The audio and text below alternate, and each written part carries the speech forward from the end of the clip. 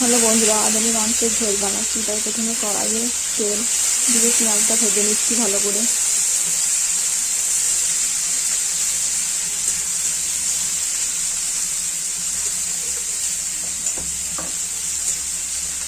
পেঁয়াজটা ভালো করে ভেজে নেওয়ার পর ওর উপরে আমি টমেটো ছিটিয়ে দেবো।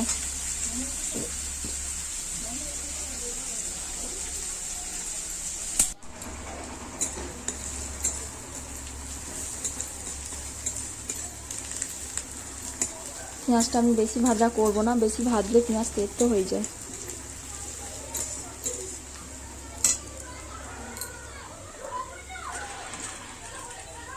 এবার আমি টমেটোগুলো দিয়ে দিচ্ছি। টমেটোটাও ভালো করে নাড়িয়ে নেব। একটু ভাজা ভাজা হয়ে গেলেই এরপর আমি মশলা দেবো।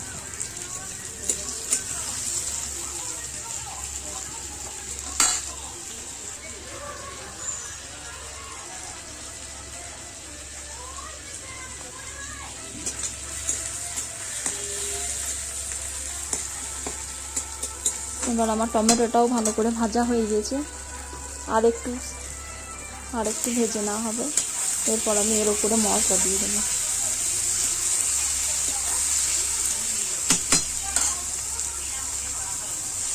মশলাটা আমার আগে থেকে রেডি করাই ছিল। এতে আদা, রসুন, জিরে, ধনে গুঁড়ো, গোটা গরম মশলা বাটা সবই একসাথে এর মধ্যে দেওয়া আছে।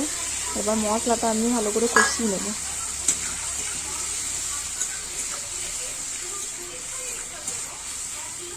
স্বাদ মতো নুন, একটু চিনি পরিমাণ সব এতে দেওয়া আছে।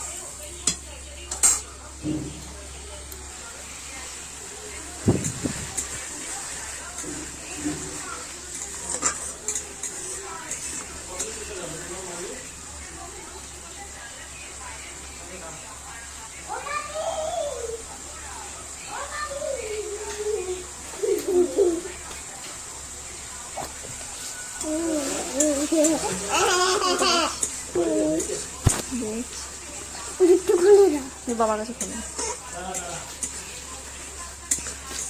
ভালো করে মশলাটা আমার ভাজা ভাজা হয়ে যাচ্ছে। এরপর আমি মাংসটা এর মধ্যে দিয়ে দেবো।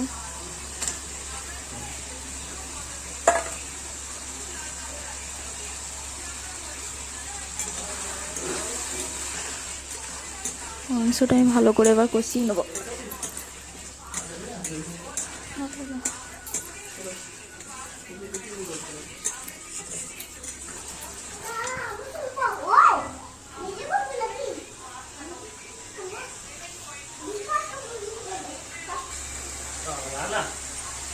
মাংসটা আমার ভালো করে কষানো হয়ে গেছে। এর মধ্যে আবার আলু দিয়ে দেবো।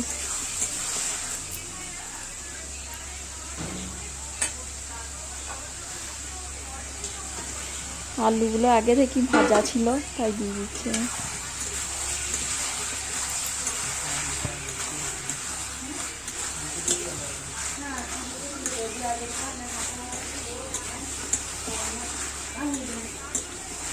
আলু মাংস একসাথে ভালো করে কষিয়ে নেব।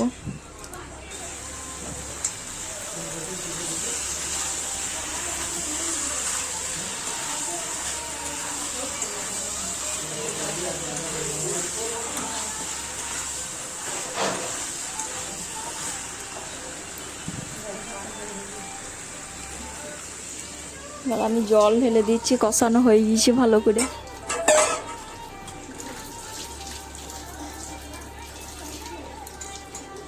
মাংসটা আমার ফুটে গেলে, সেদ্ধ হয়ে গেলে এবার আমি নামাবো।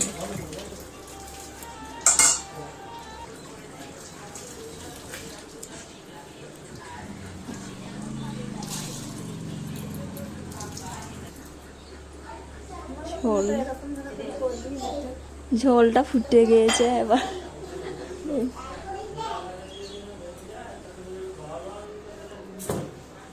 আমি নামিয়ে নেবো। ঝোলটার কালারটাও দেখুন কি সুন্দর লাল পাড়া এসছে।